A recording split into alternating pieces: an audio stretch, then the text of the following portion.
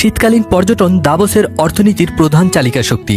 Scheme, snowboarding, winter resort, hiking ও nature tourism এগুলো দাভোসের অর্থনীতিকে সচল রেখেছে। তাছাড়া সারা বছরই পর্যটকদের আনাগোনা থাকে, যা হোটেল, রেস্টুরেন্ট এবং স্থানীয় ব্যবসাকে সচল রেখেছে।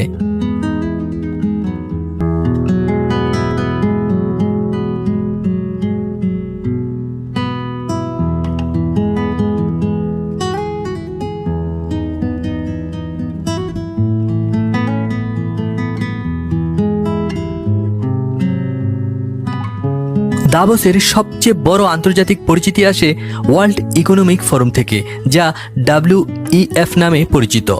প্রতি বছর জানুয়ারিতে বিশ্বের শীর্ষ রাষ্ট্রপ্রধান, ব্যবসায়ী, অর্থনীতিবিদ, প্রযুক্তি উদ্যোক্তা এখানে সমবেত হন। এই সম্মেলন দাভোসকে পরিণত করেছে বিশ্ব অর্থনীতির আলোচনার কেন্দ্রবিন্দুতে। এর ফলে আন্তর্জাতিক বিনিয়োগ, অবকাঠামো উন্নয়ন, বৈশ্বিক গণমাধ্যমের দৃষ্টি সবই দাভোসকে ঘিরে আবর্তিত হয়।